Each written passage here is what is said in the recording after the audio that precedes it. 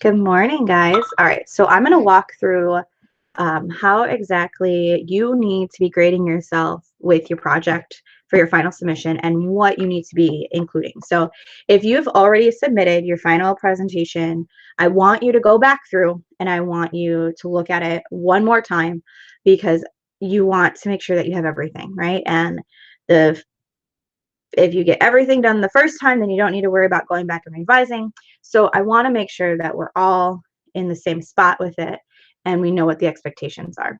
So if you look at my screen, I've got already pulled up our project-based assessment tab within Google Classroom. First thing that you're going to see are citations and how to cite information and also how to create your works cited page. So Miss Fabia put together all this information for you. The first link is really great on when you're putting information into the presentation. You can't just say a statistic without letting us know who provided you that statistic, right? So we need to have credibility. You need to make sure that you're giving people credit where credit is due. So there is different ways of doing that, or there are different ways of doing that. So make sure you watch those pieces to get your information cited properly. The next thing down you're going to see is part 3 has been explained. So hopefully you guys have watched that. If you haven't already, make sure you do. And if you haven't done part 3 yet, absolutely make sure you watch the videos. They have been helpful. All right, so now we're down to the actual final submission. There's a few different documents within here that we're going to look at. First thing, really just cursory, is that if you guys are going to be doing, here, let me open up the actual assignment because this is what you guys see. If you are going to be creating a presentation or like a PowerPoint presentation or a brochure, the templates are here for you guys, so you can utilize one of those templates. Now, you don't have to, right? Sky's the limit. You can use Canva, you can use Prezi, you can make a YouTube video, you can do whatever you want as long as you get all the information in. So those 2 things are already there, though, so you can easily start to manipulate and create what you need in those boxes. Once you have already completed your final project and you're ready to submit it, this is the part that needs to get turned in. So this awareness media upload, you need to click on that. That is going to bring you to a Google form. You are going to grade yourself and you are going to explain why you deserve that grade that you provided. And then you're going to upload the file here. So I want to make sure that the file is linked within this form, because what I'll do is I'll look at what grade you gave yourself and then I'll click on your form. It'll all be in one spot. You upload this the same way that we've uploaded all of the @Dove certifications. So you guys are pros at this. If you made your presentation on a 365 account or even in Canva or a Prezi, you need to download the physical copy of the assignment. Otherwise, I won't be able to see it. So I don't have access to a 365 account. So if I click on your link to a 365 presentation, it's going to tell me I don't have access. So download it. Just do file, print, save as a PDF, and download that. So that's the form. But before I even get there, right, before I can submit it, I want to go through and I want to make sure I have everything I need. So there's 2 documents in here that are pivotal, super, super, super important for you to get over 100% or at least 100%. We have our PBA setup, disease awareness, and we have our rubric, disease awareness. So I'm going to open up this right here, which is that PBA setup. And then I'm going to switch screens, so this might get a little wonky. I'm going to stop presenting, and then I'm going to represent, but you should be able to see both screens then. So bear with me. I'm going to let you see my entire screen, but I'm going to change. This is going to go over here. All right, and then I'm just going to, hopefully you see what I see. I'm going to double check, and yep, it looks like you guys do. So I'm going to come back over here, PBA setup. So we've got our setup right here. Now I'm back in the classroom, is on my left-hand side. I'm going to pull up my rubric as well. Okay, so this is what you're going to do. Everything in this PBA setup, disease awareness media, so everything in this, like all of this information, is what is required in the exceptional category for you on your rubric. So the first part of my rubric says disease, a description of disease. I need to talk about causes, symptoms, diagnosis. I need to talk about more than just that. So to hit the A, to talk about more, I'm going to talk about where is the origin of the disease? Who discovered the disease? What kind of, what is it really like, the breakdown? So if it's a virus, what type of virus is it? Is it an enveloped virus? Is it a DNA virus? Is it an RNA virus? How easily is it destroyed? All that jazz. So that would be in the more category. If I go to this disease awareness media setup, the first two boxes is my intro and description of disease. So as long as I have everything here, then I've hit that exceptional. Severity of infection, quality of life, that, right, I'm describing that disease. So I'm going above symptoms, I'm going above causes, I'm giving more information than what is just the cause, the symptom, or the diagnosis. Okay, so that's right in here. Now, if there's no way to diagnose whether or not the infection's there, you need to state that. So state that there is no diagnosis, because I'm not going to deduct points if there's no way to diagnose, but I will deduct points if it's not mentioned. So you need to make sure that you're mentioning it. All right, next thing in my rubric are my graphics, tables, graphs, photos. This has been the most challenging part of this project for us, but I want to come back over here. So we've got data, graphics, and explanations. So here is prevention, diagnostics, treatment, management, other data, and examples of education materials veterinarians are to use. These are all different options for you. Do I need to have one of each? No, I don't. Right? So I don't need to have one of each. I only need one, really. So, I can't type in here. So you only need that one of those to hit onto, okay? But if I have all 5 of these things, then I'm definitely going to get that A, that exceptional. So in here in the rubric, so it says more than 3 graphics are presented that support my textual evidence in the presentation. So addressing, here's 4 different options, but so if I hit all 4 of them, then I'm good. But I need at least 3 to get that middle, that meets, right? So accurate depiction of the pathogen. An accurate depiction of the pathogen is going to be a microscopic level. So if I am doing a, let's just go with COVID, right? So if I have COVID, I am going to look up COVID-19 virus. So COVID-19 virus. I'm looking here. I'm going to go to images, and it pops up some different computer generated images. I want to make sure that I've got what I need. Oh, here's a cool anatomy of the virus.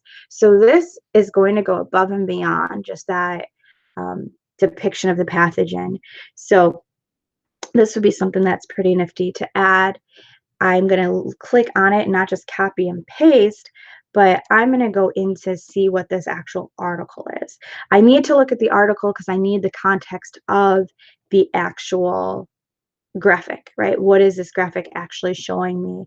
So it's letting me say that, so now I know this is the anatomy of it, understanding the biology of COVID. Okay, cool. All right. So that is then how I would search for that. And that would give me an accurate depiction. Electron microscope is also some cool view. I don't know if they'll have one. So we cannot see viruses in a regular microscope like we've used in class. We need an electron microscope. So here's now some different images of the coronavirus in the electron microscope. So again, I'm going to click on the actual image and I'm going to go to that site because I want to see what is that image showing me, because it might not be showing me coronavirus COVID-19, but it might be showing me something different. So here would be a really cool image as well to see the actual, what it really looks like. Yeah. More so than the computer generated models. Okay. So that's your accurate depiction of a pathogen. Statistical data related to the disease. All right, so let's go. We'll keep with COVID, and we'll get a lot of stuff. Okay. So anything is really, I can look at number of cases of coronavirus in the US. It gives me a whole bunch of maps. That's really cool, but I can't just copy and paste one. I need to know where it's coming from. So I'm going to click on the image that I think looks cool, and now I'm going to actually look to see what it is. I'm going to continue to MSNBC. Oh my goodness. No, I'm not. I'm going to go somewhere else because that's just too much. I know CDC's got some good stuff. So, BBC. I wonder what the BBC has to say about coronavirus in the United States. All right. So again, it's going to pull where the image is and the context of the image. So I need to make sure that I know what that context is of the image that I'm pulling. But this would work for statistical data related to a disease. It doesn't need to be a table. It doesn't need to be a bar graph. It doesn't need to be a pie chart. It can be a graphical data representation such as this. But I need to have a description of what it is. Okay. Life cycle. So I'm going to look at the transmission.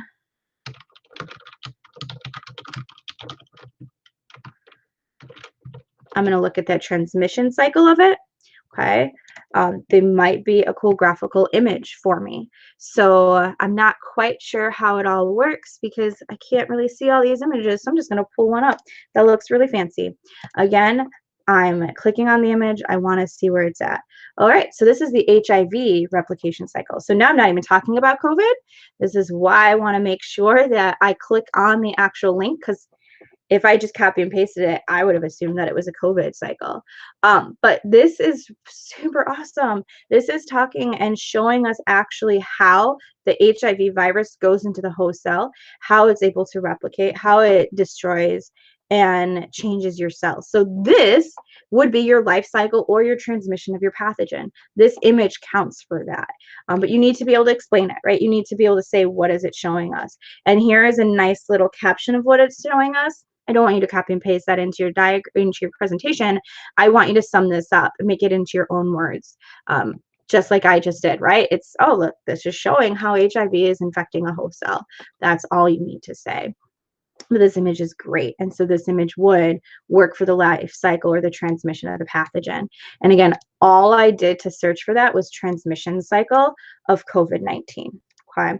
And I ended up getting an HIV thing. So, you know, it is what it is. This is why, again, you click on stuff. So if I click there, somebody said that COVID started with a bat. I haven't done my research on it.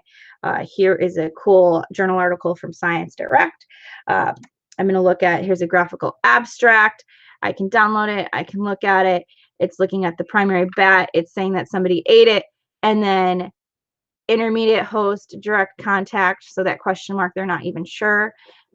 Humans, and then more humans, right? So I would need to be able to describe what that image, though, is showing me and telling me. But again, that would count for the life cycle and transmission of a pathogen. So accurate treatment. Again, I haven't looked at anything, so I just pulled up 3 different data tables and 3 different graphical representations of information, none of which were your standard tables and your standard charts. They don't need to be. Okay, so it can be infographics. This is a lot more now of how we are communicating to each other. So accurate treatment method, medication. This is where you're going to want to say, so there are no vaccines for COVID yet, right? If there were, life would be so much easier. But so treatment.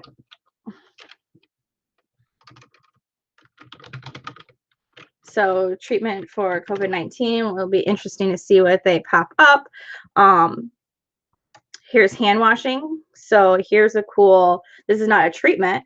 It's not a medication, but it's definitely a prevention, right? So let's see, does this download and open? Cool. Oh, and again, here's COVID, if you're living with HIV. Oh, that's so nice that it's like letting you know, because you're like compromised, that you need to take some more steps of being aware. Okay, that might be why the HIV stuff came up. So that image didn't really help me to do what I wanted. Perhaps this will, it says test, focus on the development of diagnostic, developing new tools in response to COVID-19. This may be helpful, but it's not necessarily treatment. oh, here's that hydroxychloroquine sulfate tablets that they've been talking about in the news a lot. Not necessarily a treatment yet, because they're still doing research, but that would be appropriate image. So that could be your image that you would use that would get you that accurate treatment method or medication. But you would again need to say, like, this is a medication, but research is still being done. Yeah. So those are your 4 different images. Again, it does not need to be just a bar graph or a table. It can be an infographic or something that's more visual. So that then hits a lot of those different things. Okay. Management, you could start to look at data graphics on, if you were doing COVID, you would look at data graphics on China. You could look at, there's all those trending charts about the curve you guys hear about.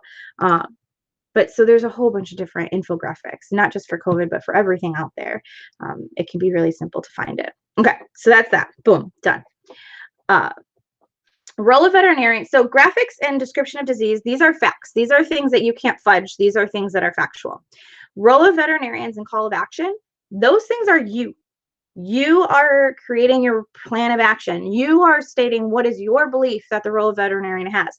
There's no right answer to these things. They're your opinion, right? So your opinion is based off of all the research that you've done. So an in-depth description of the role of veterinarians play, all the following were provided. So prevention, treatment, and management. Prevention. If I have a vaccine, if it's good hygiene, I need a detail, right? And how is the veterinarian supposed to be taking care of this part? And these questions can be answered in this middle panel on the bottom where it says role of veterinarian. So if I answer these questions, which I kind of already did in the other parts, you should have hit then on treatment. Here's treatment.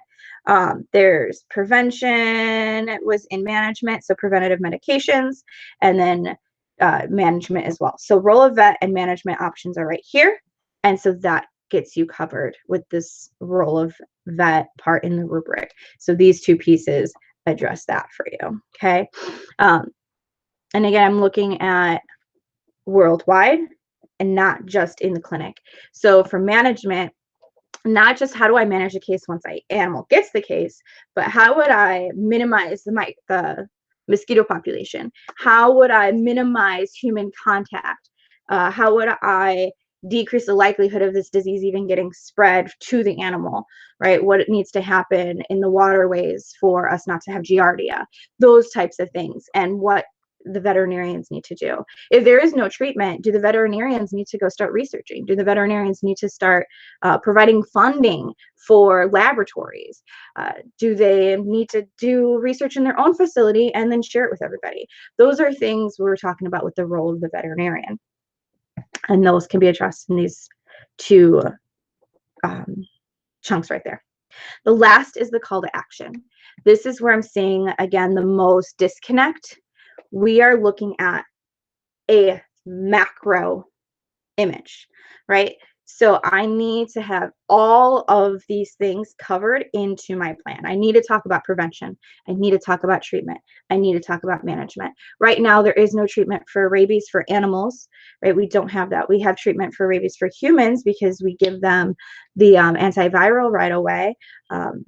But when an animal, we don't know, right? So there's not really a treatment yet. It's just humane euthanasia. There's a few different diseases where the only treatment is really just to let them go.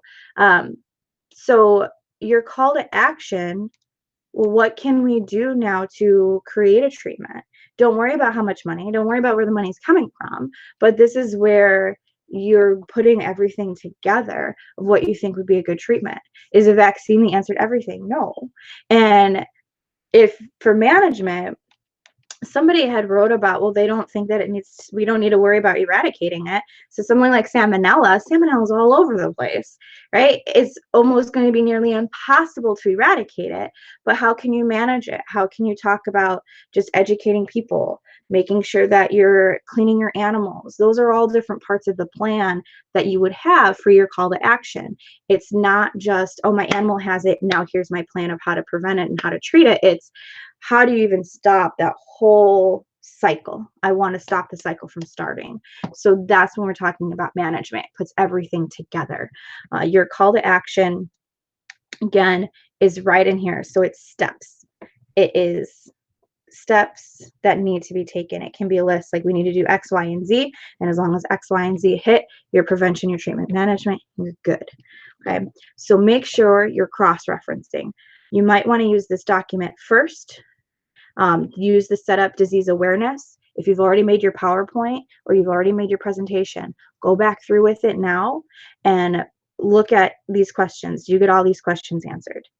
Once you feel satisfied, come back to the rubric. Did you hit more? Did you hit at least? Did you get all of those things? And then go from there. So hopefully this helps. And we will, if you have any questions, as you have questions, shoot me an email, let me know, and then I will help you guys as best I can. But I think that's pretty much that breakdown of it. Good luck. Keep me posted.